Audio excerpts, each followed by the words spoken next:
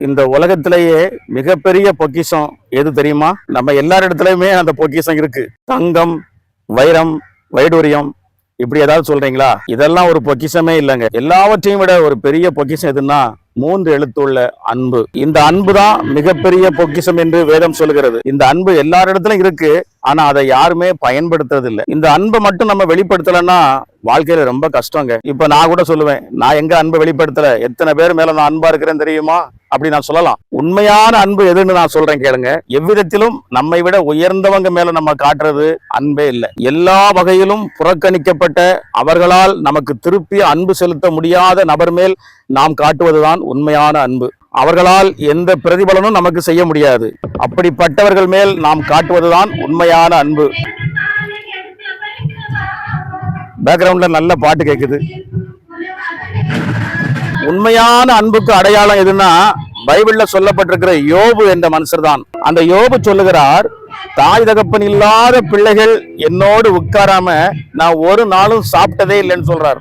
யோபு பெரிய செல்வந்தர். அப்படிப்பட்ட பெரிய செல்வந்தர் தாய் தகப்பன் இல்லாத பிள்ளைகளை நேசித்தார். யோபு காட்டியதுதான் மெய்யான உண்மையான அன்பு. அதனாலதான் யோபு கர்த்தரால் சாட்சி பெற்றார். இன்னொரு ஐஸ்வர்யவானும் இருந்தார் வேதத்துல. அன்றாடம் அவர் சுகபோகமாக வாழ்ந்து வந்தார்.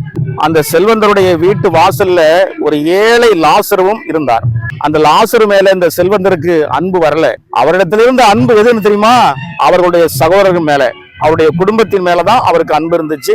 அந்த லாசரு மேல கொஞ்சம் கூட அவருக்கு அன்பு இல்லை. எல்லாம் முடிந்து போனது. லாசருவும் மரித்து அடக்கம் பண்ணப்பட்டார். அவர் ஆபிரகாமின் மடியிலே போய் கொண்டு விடப்பட்டார். இந்த ஐஸ்வர்யவானும் மரித்தார், நரக அக்கினியிலே கொண்டு போடப்பட்டார். இந்த செல்வந்தர் நரக அக்கினிக்கு போறதுக்கு காரணம் என்ன?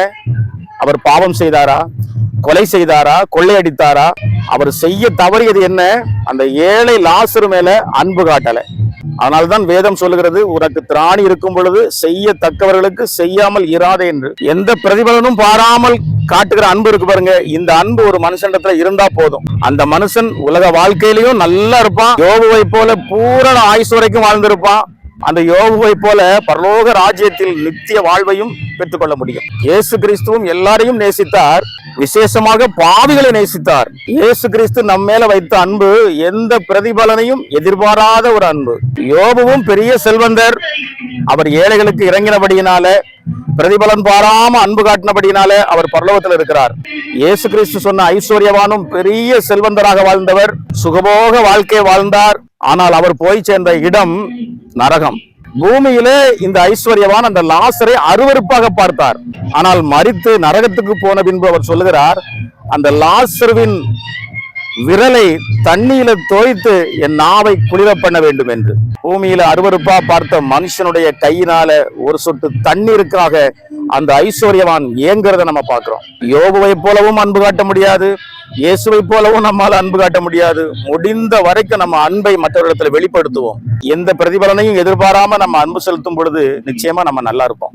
நாம் இயேசு கிறிஸ்துவை முழு இருதயத்தோடு ஏற்றுக்கொள்கிறதும் சக மனிதரை நம்மை போல நேசிக்கிறதும், இந்த 2 காரியமும் நம்ம இடத்துல இருந்தா போதும்.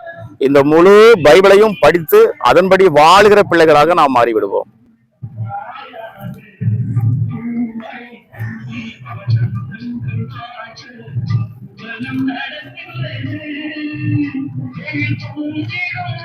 தேவனிடத்தில் அன்பு செலுத்துறதும் மனுஷரிடத்தில் அன்பு செலுத்துறதும் தான் இந்த பைபிள்ல எழுதப்பட்டிருக்கு. வேற ஒண்ணும் இல்லை.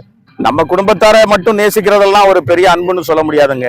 நம்ம சத்துருக்களையும் நேசிக்கணும். நமக்கு எந்த பிரதிபலனும் செய்ய முடியாதவங்களை நம்ம நேசிக்கணும். அதுதான் உண்மையான அன்பு.